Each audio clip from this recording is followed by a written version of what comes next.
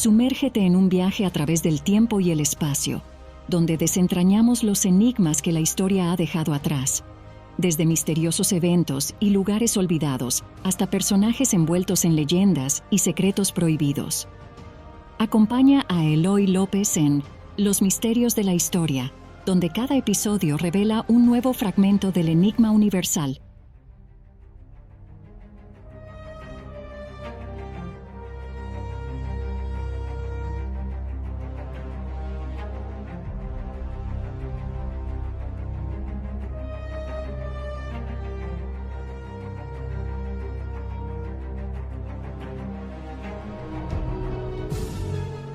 Hoy vamos a sumergirnos en una narrativa fascinante y compleja sobre la colonización de las Américas y las luchas por los derechos de los pueblos indígenas.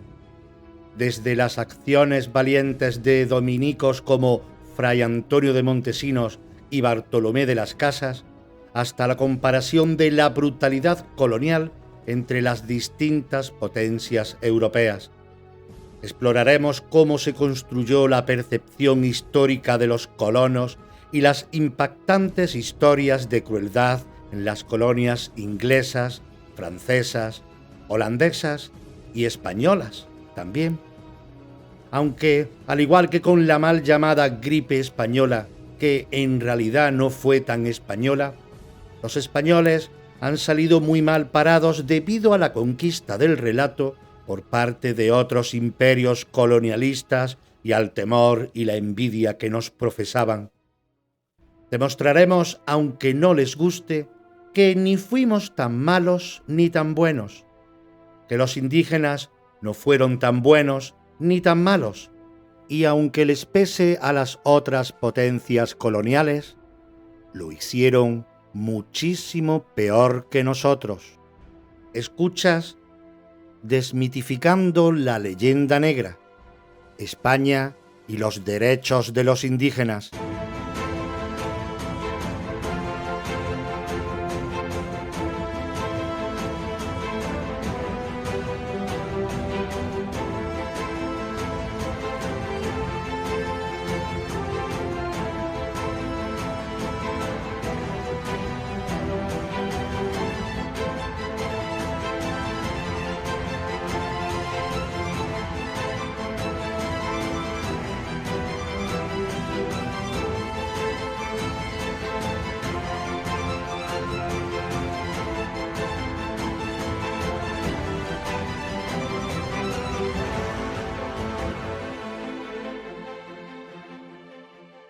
Fray Antonio de Montesinos, el primer grito por la justicia. Bartolomé de las Casas, el defensor de los indios. En 1511, en la isla de la Española, Fray Antonio de Montesinos, un fraile dominico, pronunció un sermón que resonaría a través de los siglos. Dirigiéndose a una congregación de colonos españoles, Montesinos condenó enérgicamente el trato brutal a los indígenas. Este sermón, considerado el primer grito por la justicia en las Américas, desafió directamente la moralidad del sistema de encomiendas, en el cual los indígenas eran obligados a trabajar para los colonos en condiciones extremadamente duras. Montesinos preguntó: ¿con qué derecho y con qué justicia tenéis en tan cruel y horrible servidumbre a estos indios? Su valentía sentó las bases para futuras defensas de los derechos indígenas. Uno de los oyentes más impactados por el sermón de Montesinos fue Bartolomé de las Casas, quien inicialmente había sido encomendero. Tras una profunda reflexión, renunció a su encomienda y dedicó su vida a la defensa de los indígenas. En 1515, Las Casas viajó a España para presentar su caso ante la corte. Gracias a su persistencia, fue nombrado protector de los indios y comenzó a influir en las políticas coloniales. De esos primeros hechos a las leyes de Burgos, y las leyes nuevas. Las leyes de Burgos fueron promulgadas por el rey Fernando el Católico en 1512. Estas leyes fueron el primer conjunto de normas creado específicamente para regular el trato a los indígenas en las Américas.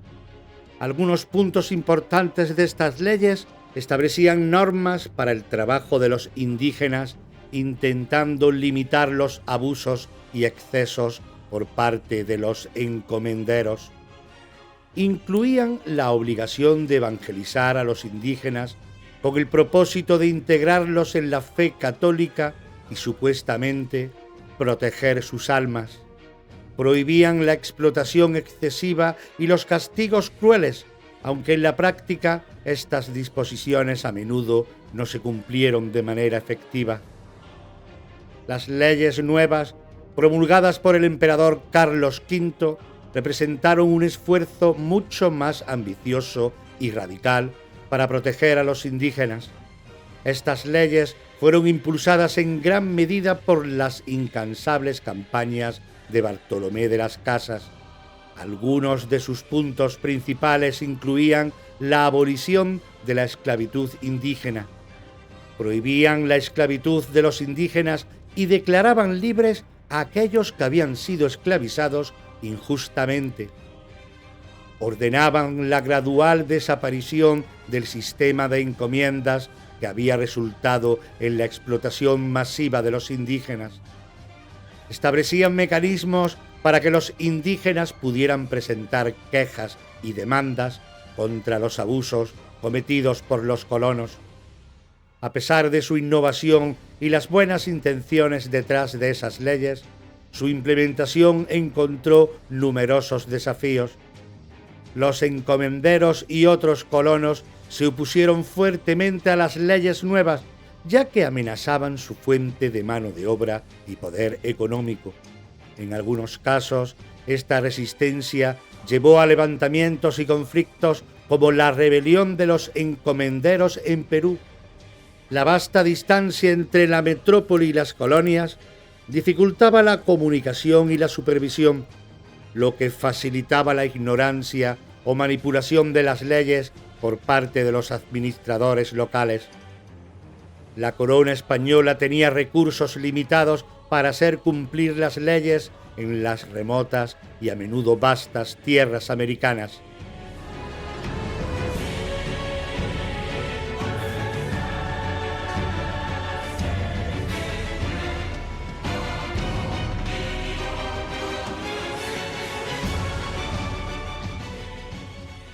Comparación con otras potencias coloniales. Mientras que los españoles fueron pioneros en la promulgación de leyes para la protección de los indígenas, otras potencias coloniales no implementaron regulaciones similares de manera tan temprana o con un enfoque tan formalizado. Las colonias inglesas, especialmente en América del Norte, no desarrollaron un conjunto comparable de leyes protectoras para los indígenas. En muchos casos, los colonos ingleses adoptaron políticas de desplazamiento y exterminio más que de integración y protección. Los franceses en Canadá y Luisiana establecieron relaciones más cooperativas con algunas tribus indígenas, pero no implementaron un sistema legal formalizado como el español. Los holandeses en Indonesia y otras colonias se centraron en el comercio y la explotación económica y no desarrollaron leyes específicas para la protección de los pueblos indígenas. Los españoles, a través de las leyes de Burgos y las leyes nuevas, fueron los primeros en promulgar leyes específicas para la protección de los indígenas en el Nuevo Mundo. Estos esfuerzos, impulsados en gran parte por figuras como Bartolomé de las Casas, representaron un intento temprano y significativo de humanizar el sistema colonial y proteger a las poblaciones nativas. Sin embargo, la implementación de estas leyes fue inconsistente y a menudo obstaculizada por la resistencia local y las limitaciones administrativas, reflejando las complejidades y contradicciones del proyecto colonial español.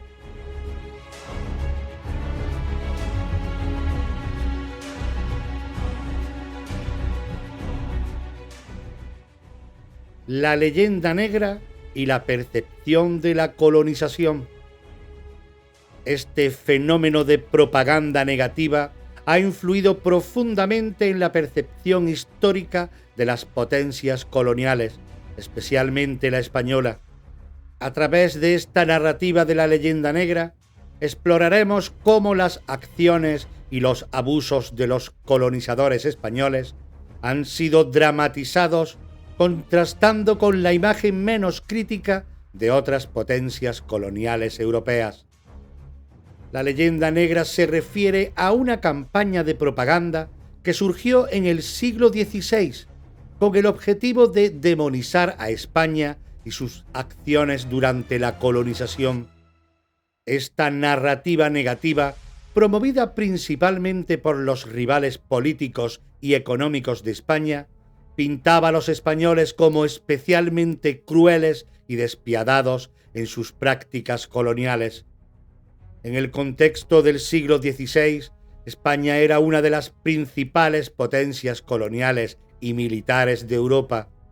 Su influencia y poder crecieron de manera espectacular tras la conquista de vastos territorios en las Américas y la expansión de su imperio.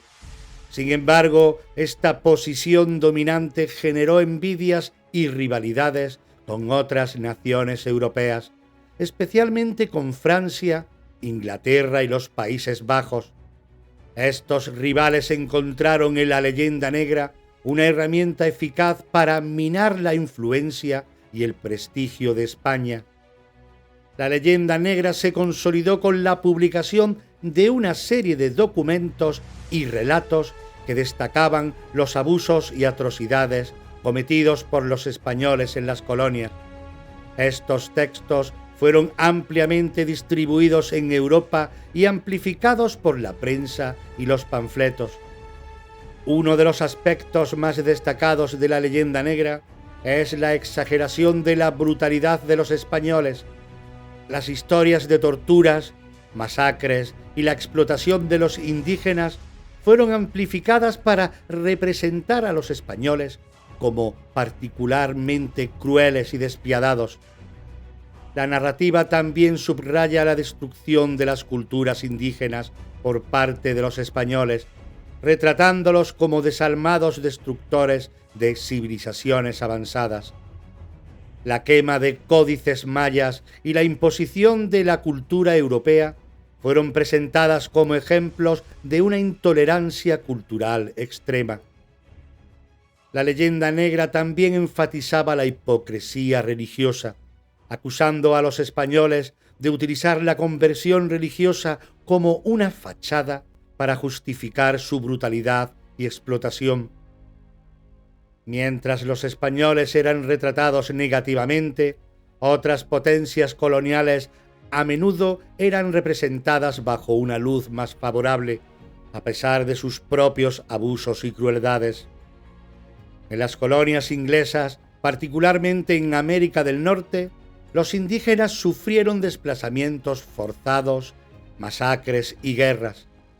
La masacre de Pequot en 1637 y la guerra con los pueblos indígenas fueron eventos sangrientos que reflejan una crueldad comparable a la que se atribuía a los españoles, aunque estos eventos a menudo recibieron menos atención en la narrativa histórica europea. En las colonias francesas, la relación con los indígenas fue, en algunos casos, más cooperativa, pero también hubo actos de violencia y explotación.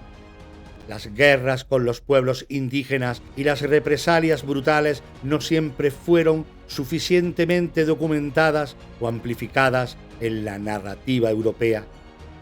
Los holandeses, al igual que los españoles, cometieron actos de brutalidad en sus colonias. La masacre de Banda en 1621 y la guerra de Azov son ejemplos de violencia sistemática y explotación, pero estos eventos no tuvieron la misma notoriedad en la narrativa europea. La brutalidad en las colonias portuguesas, como el Estado Libre del Congo bajo el reinado de Leopoldo II, es bien conocida pero no siempre comparada equitativamente con la crueldad atribuida a los españoles. La leyenda negra tuvo un impacto duradero en la percepción histórica de la colonización española y en la forma en que se evaluaron las acciones de otras potencias coloniales. Esta leyenda influenció la historiografía europea durante siglos. Las narrativas que destacaban la brutalidad española se convirtieron en el marco predominante para evaluar la colonización, a menudo a expensas de una visión más matizada de las acciones de otras naciones. En la cultura popular y la literatura, la imagen del colonizador español como particularmente cruel y opresivo ha perdurado. Esta percepción a menudo oscurece las acciones comparables de otras potencias coloniales. La leyenda negra también influyó en cómo se percibieron las resistencias indígenas y las formas de resistencia frente a las potencias coloniales. Las historias de crueldad ayudaron a justificar la resistencia y en algunos casos a deslegitimar las narrativas indígenas sobre su propia historia. El legado de la leyenda negra ha afectado la memoria histórica en las regiones antiguamente colonizadas, donde la historia de la colonización española puede ser vista a través de una lente distorsionada que enfatiza ciertos abusos mientras minimiza otros. Esta leyenda es un fenómeno complejo que revela mucho sobre las dinámicas de poder, propaganda y percepción en la historia europea. A través de la exageración y la distorsión, esta campaña de desprestigio logró moldear la forma en que se percibe la colonización española, en contraste con las narrativas menos críticas de otras potencias coloniales.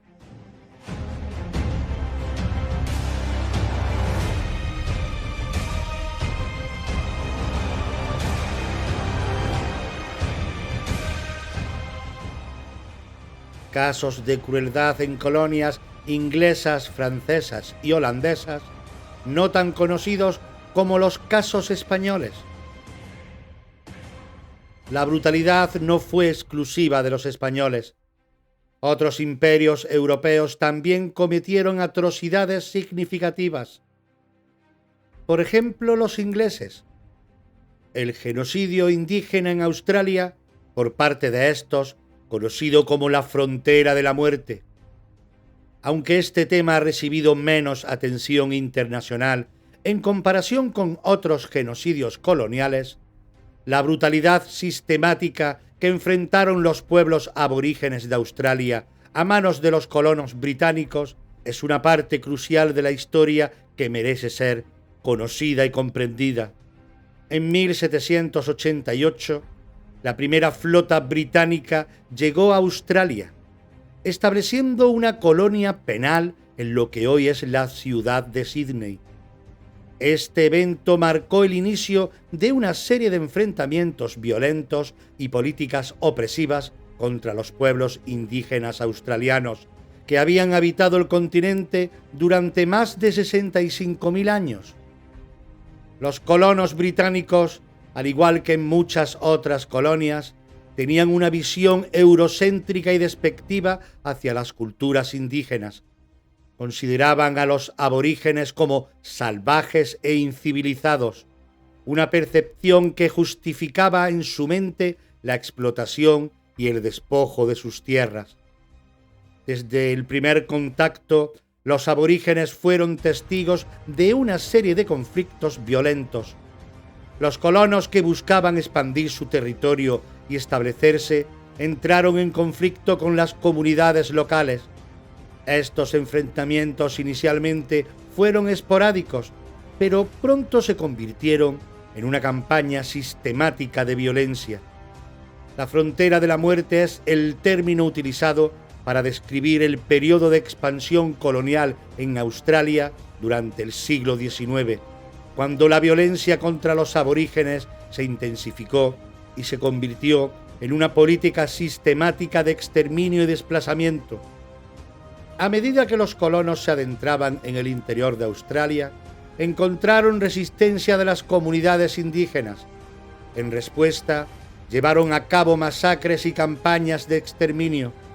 Estas campañas eran a menudo dirigidas por las fuerzas militares coloniales, los cazadores de recompensas y los colonos que tomaban la justicia en sus propias manos.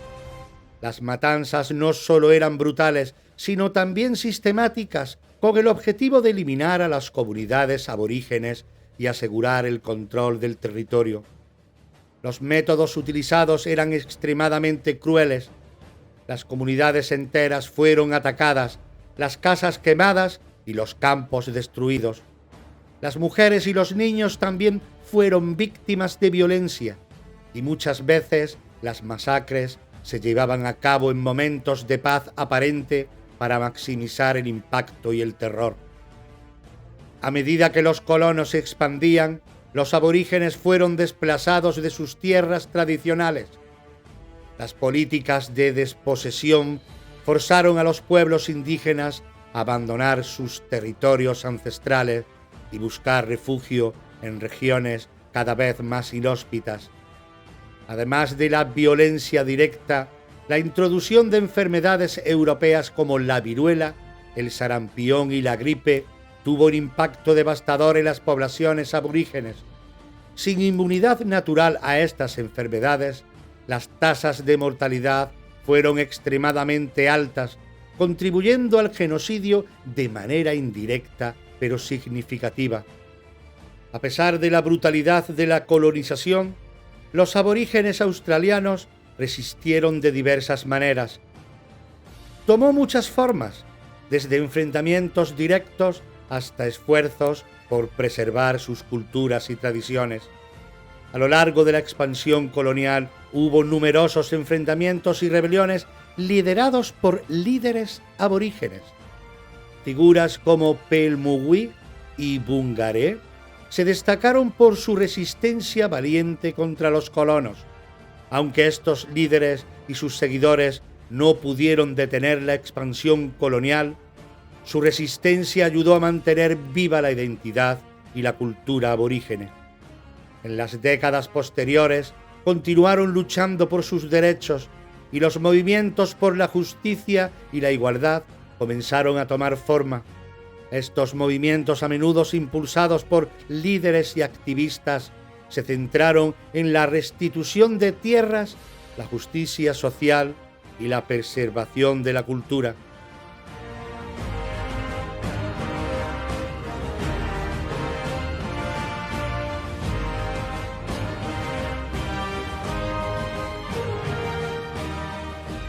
Uno de los episodios más oscuros de la expansión colonial británica en Asia fue el comercio de opio y las guerras que desencadenó. La Compañía Británica de las Indias Orientales jugó un papel central en este tráfico ilícito que llevó a la Guerra del Opio y resultó en una tragedia humanitaria que costó la vida de millones de chinos. Vamos a revelar no solo la crueldad de la explotación colonial, sino también la lucha desesperada de una nación para preservar su integridad frente a una invasión económica y militar. El opio es una droga derivada de la adormidera, utilizada históricamente en la medicina tradicional por sus propiedades analgésicas. Sin embargo, su potencial adictivo también se convirtió en un grave problema de salud pública cuando se empezó a utilizar como un narcótico recreativo.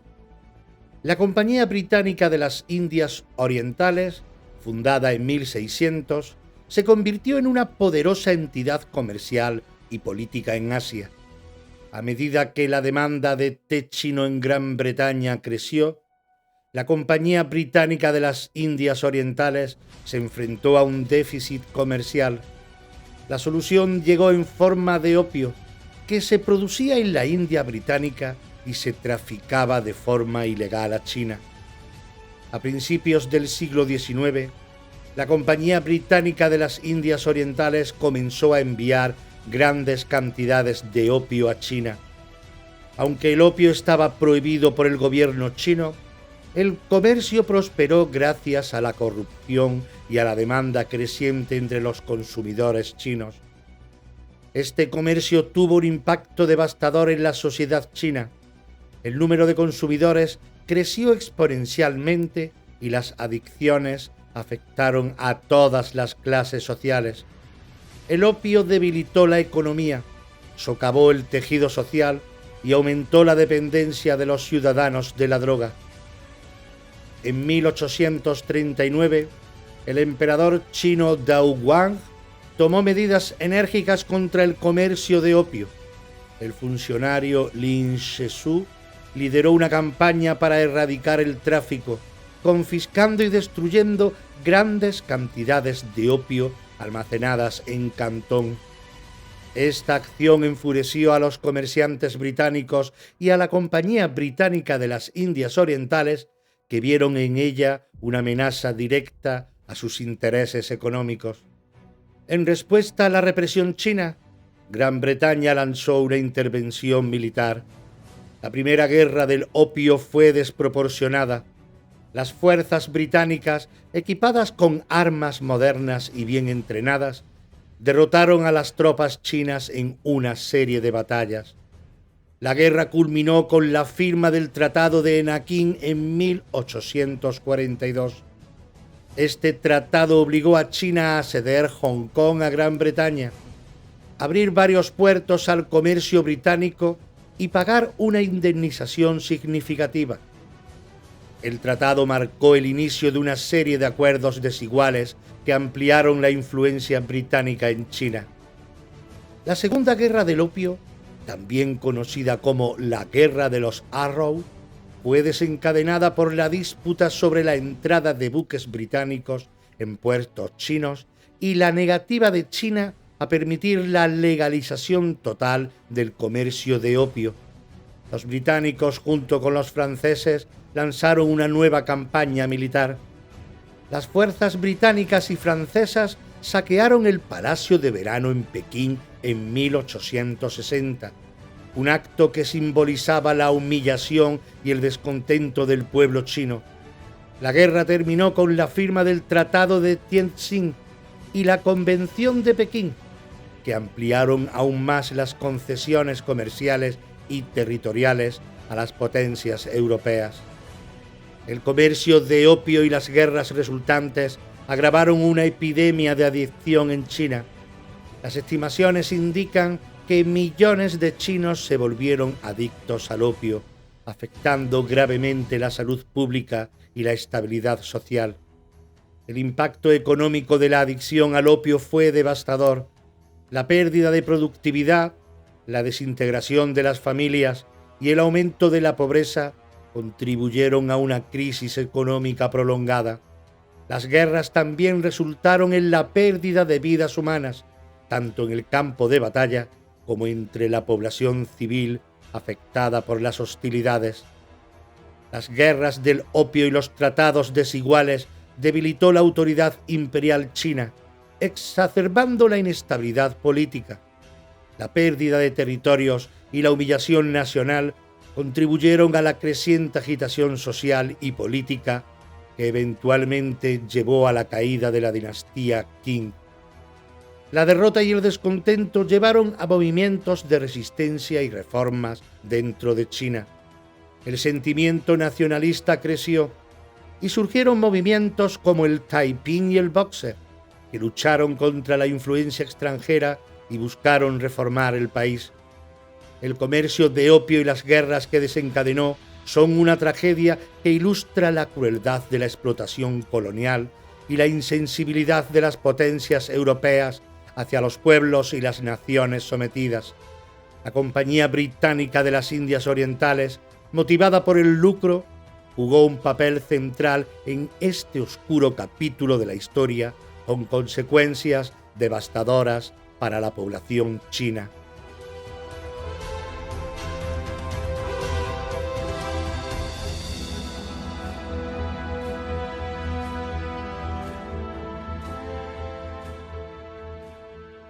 Uno de los capítulos más sombríos y dolorosos de la historia colonial fue el comercio transatlántico de esclavos liderado por el Imperio Británico.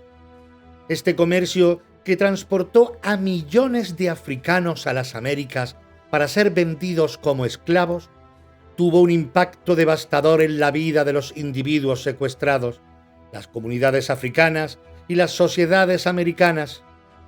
El comercio de esclavos se convirtió en una de las industrias más lucrativas y brutales del siglo XVIII y XIX, y sus repercusiones todavía resuenan en la actualidad.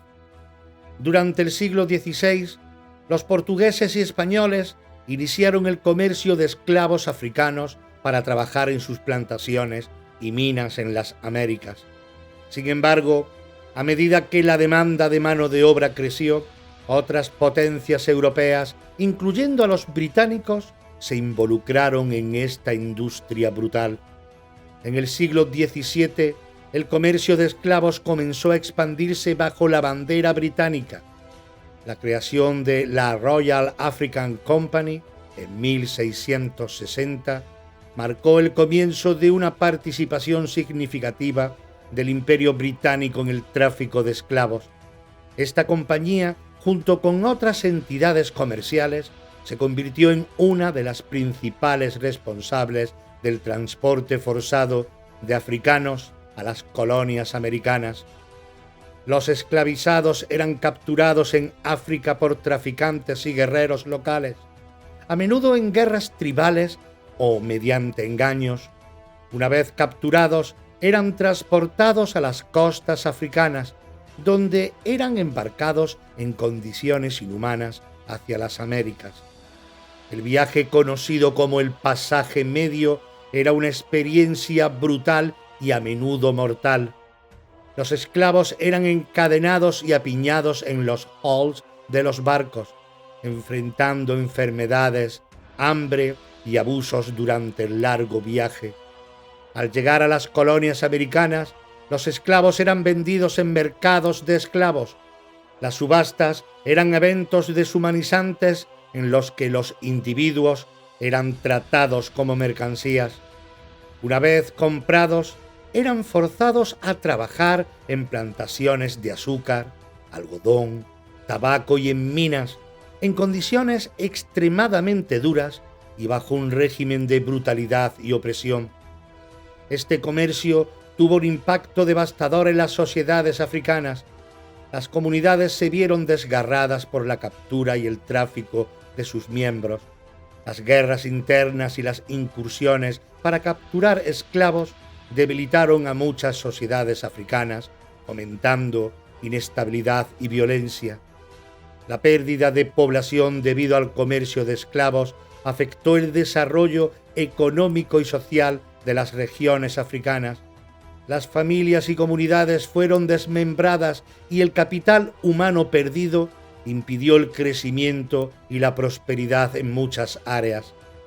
La mano de obra esclava fue fundamental para el desarrollo económico de las colonias americanas. Las plantaciones de azúcar, algodón y tabaco, que formaban la columna vertebral de las economías coloniales, dependían en gran medida de la explotación de los esclavos.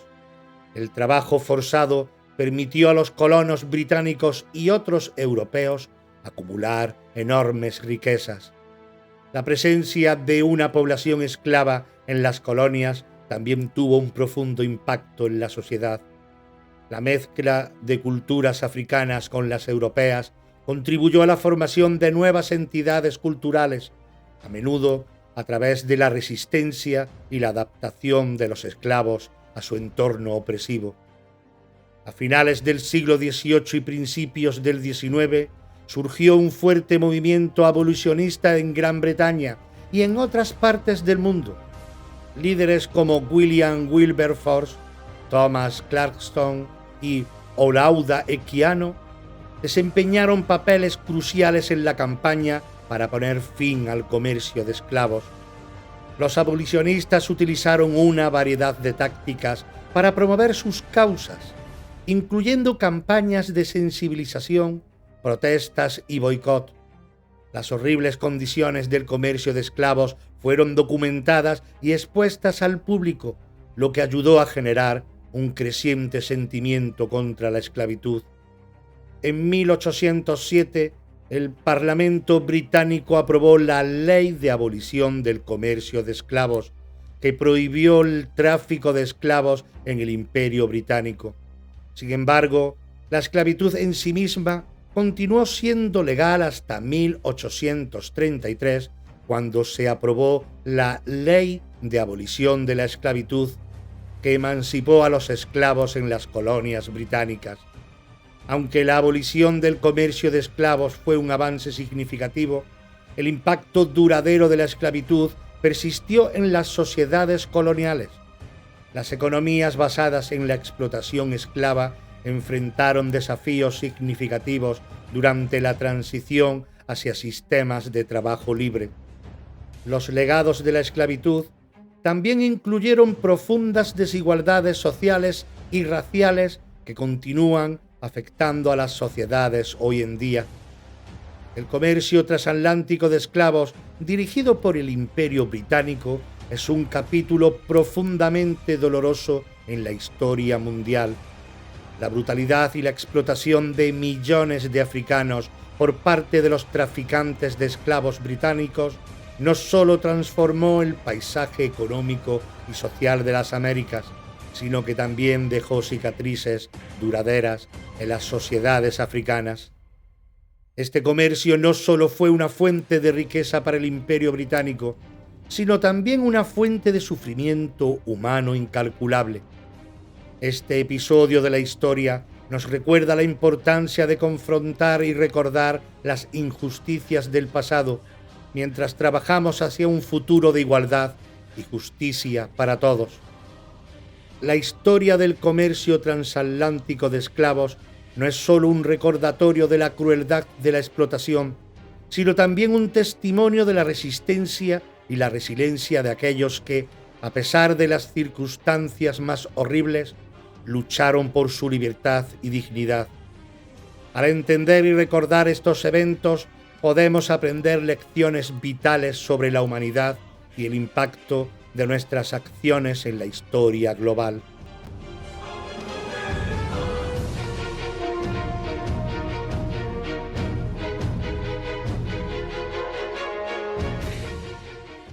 Otro evento trágico que resalta la crueldad de las políticas coloniales británicas y su impacto devastador en la India fue la hambruna de 1843.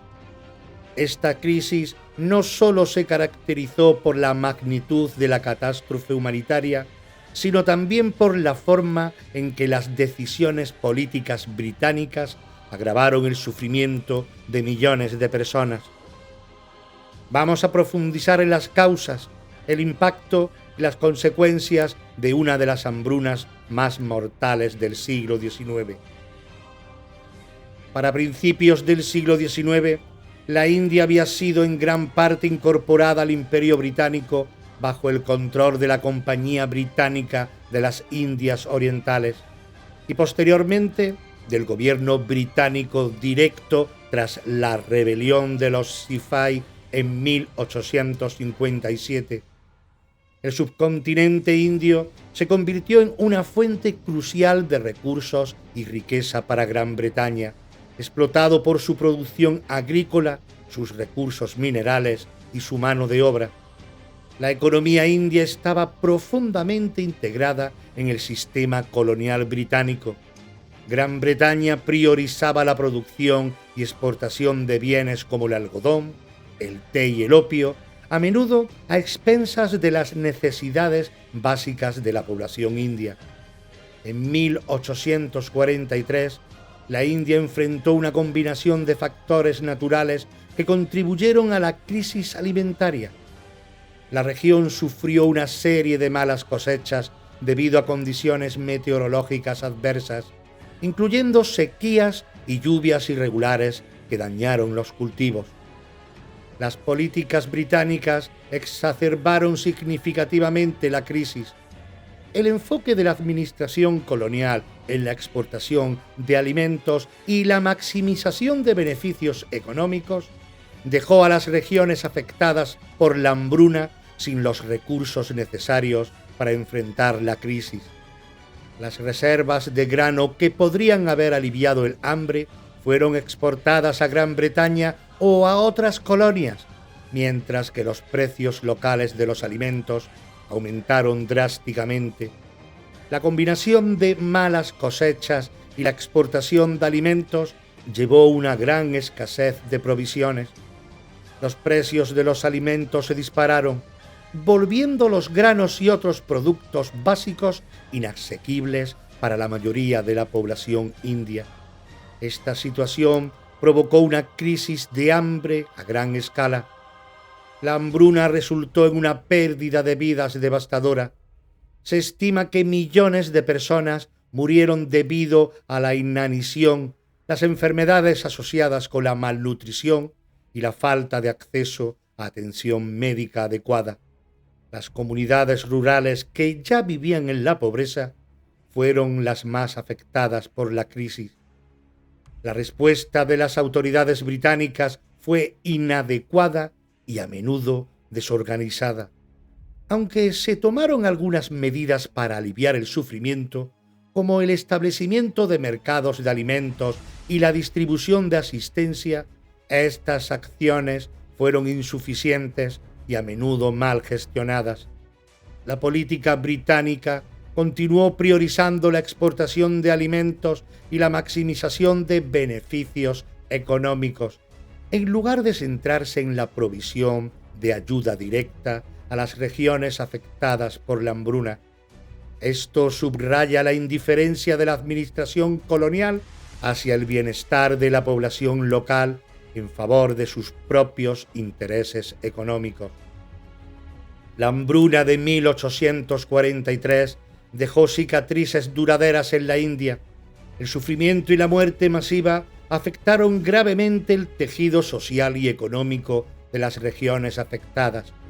La crisis también exacerbó el resentimiento hacia el dominio británico, contribuyendo al creciente descontento que eventualmente llevaría a la rebelión de los Sipahi en 1857. La brutalidad de la hambruna y la respuesta inadecuada de las autoridades británicas llevaron a una mayor crítica y a la demanda de reformas. A lo largo del tiempo, el gobierno británico enfrentó crecientes presiones para mejorar las políticas de administración y asistencia en las colonias, aunque estos cambios fueron lentos y a menudo insuficientes para abordar las necesidades reales de la población. La hambruna de 1843 en la India es un sombrío recordatorio de las consecuencias devastadoras de las políticas coloniales que priorizan los beneficios económicos sobre el bienestar humano. El sufrimiento de millones de personas debido a la combinación de desastres naturales y decisiones políticas insensibles revela la crueldad inherente de un sistema colonial que trataba a los sujetos coloniales como meros recursos en lugar de seres humanos. La historia de esta hambruna no solo subraya las fallas del colonialismo británico en la India, sino que también sirve como una lección sobre la necesidad de responsabilidad y humanidad en la gestión de crisis y en la toma de decisiones que afectan la vida de millones de personas. Al recordar estos eventos, es crucial reconocer las lecciones del pasado y trabajar hacia un futuro en la que la justicia, la empatía y el respeto por la dignidad humana sean prioritarios en todas nuestras acciones y políticas. La historia de la hambruna de 1843 nos invita a reflexionar sobre el impacto de nuestras decisiones y a esforzarnos por construir un mundo más equitativo y compasivo.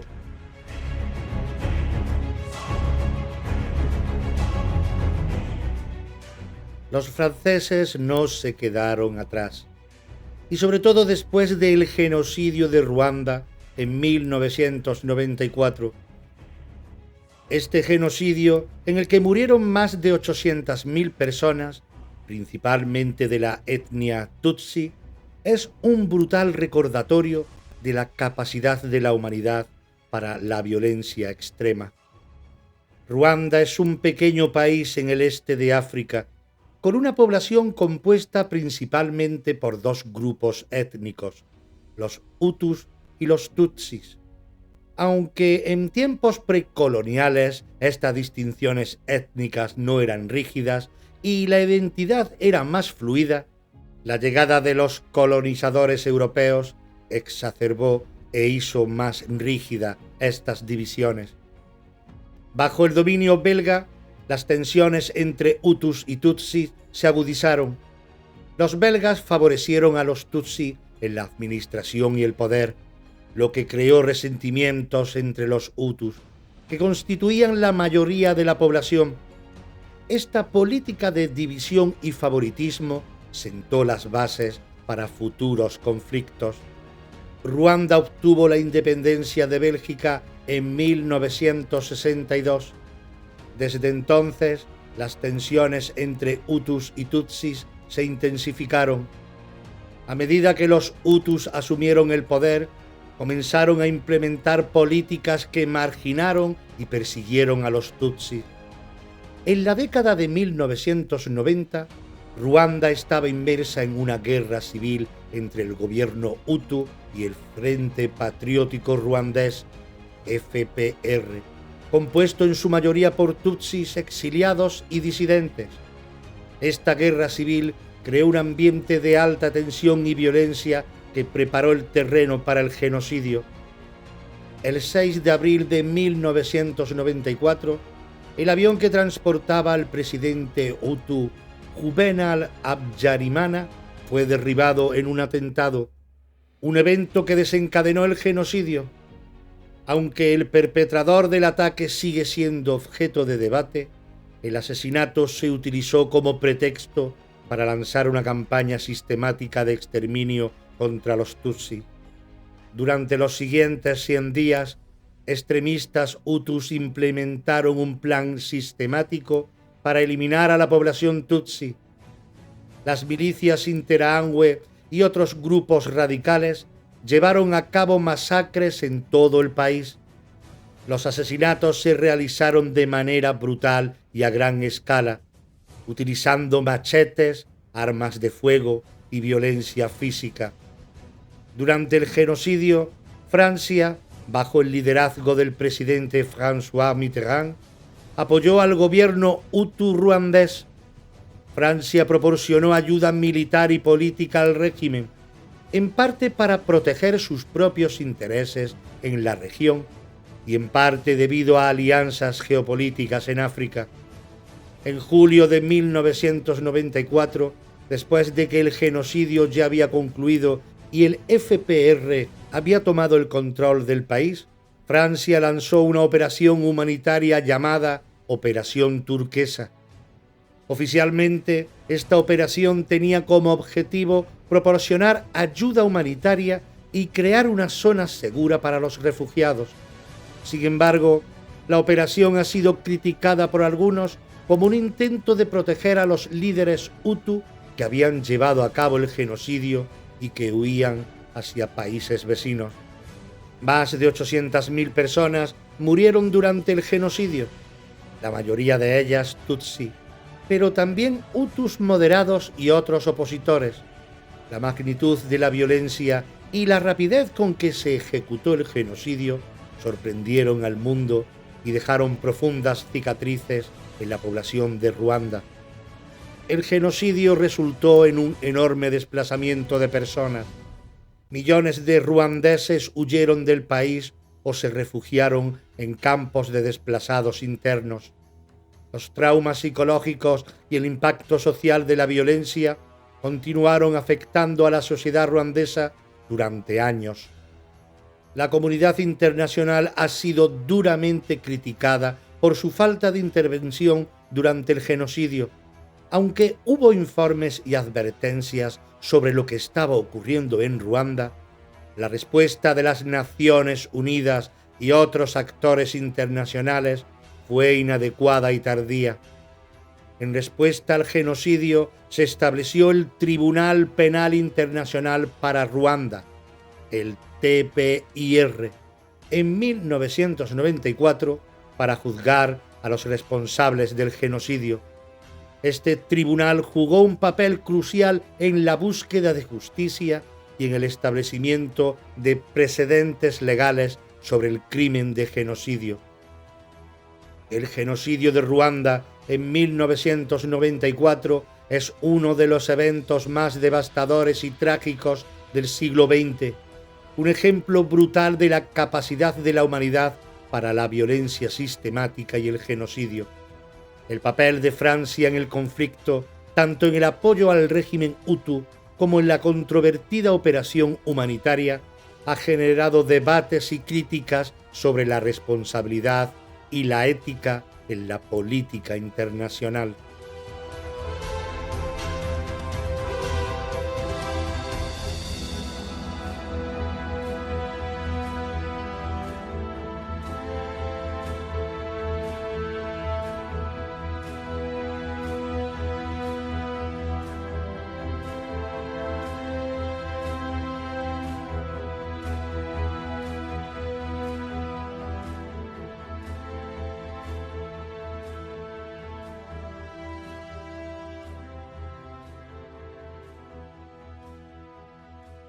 Continuará.